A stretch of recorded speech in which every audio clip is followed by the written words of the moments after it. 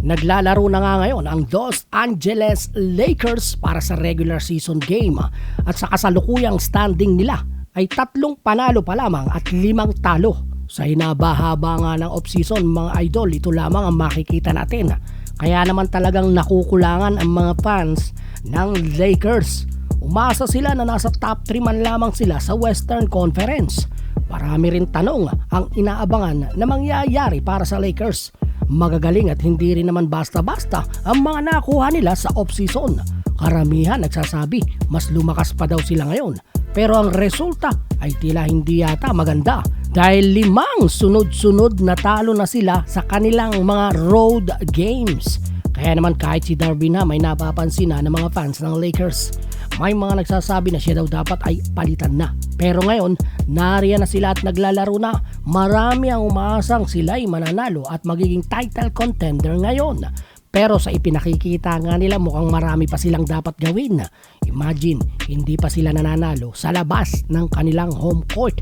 Abay, pangit na sinyalis yan. Parang hindi title contender ang isang team kapag ganyan. Pero hindi naman dapat lahat bad news sa kanila mga kaboltok dahil may magandang ipinakikita ngayon ang Lakers. Kaya huwag masyadong kabahan ang mga fans. Dahil unang-una, masyado pang maaga. Nakaka-8 laro pa lamang sila.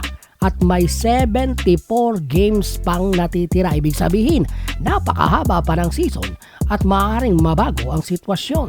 Ang nasa unahan pwede ang bumaba at ang mga nasa baba pwede namang umangat.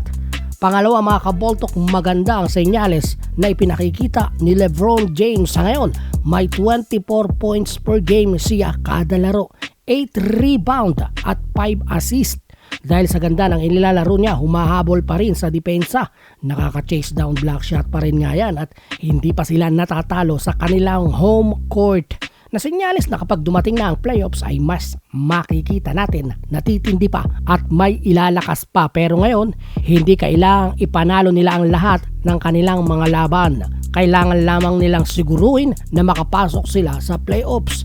Kailangan nilang i-maintain ang health upang sa ganon ay may pantapat sila sa kalaban sa oras na dumating na nga yung playoffs na yan. Dahil hindi talaga sila mananalo kung kulang-kulang pa sila. At ang huli mga kaboltok, alam nyo bang sinabi ni Kendrick Perkins, isang NBA analyst, dating NBA veteran, na dapat daw ay kumuha pa ang Lakers ng isang star player. At hindi yung mag-produce ng isang star player mula sa batang nakuha nila ngayon. Noon pa daw niya sinasabi na dapat kinuha na ng Lakers si James Harden sa Philadelphia upang sa ganon ay may makatulong sila Davis at LeBron. At sa nangyayari ngayon sa Lakers, si Davis ay may injuries kahit hindi naman malubha. Si LeBron ay baka maubusan ng hangin sa pagbubuhat sa Lakers. Habang walang Davis daw, dito daw papasok ang kahalagaan ng sinasabi niyang star player na dapat talaga may isang star player pa ang Lakers para may makukuhanan ng opensa at depensa. Pero ngayon, wala na nga at nasa Clippers na si Harden. Posible nga kayang matuloy ang rumor sa pagkuha at sa pagpapabalik ng Lakers kay Alex Caruso.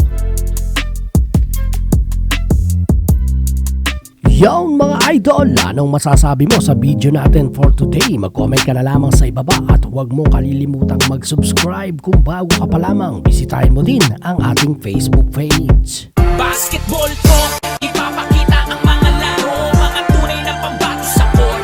Dito ay pabilis, hindi ka pwede ma-short. Papakita ang bakbakan sa loob ng court. Pagalingan ang dating, bawat puto sa ring. Basketball ang labanan at wala kang kasing. Basta basketball ang usapan na kay dyan ang tingin. Dito lang yan sa basketball talk.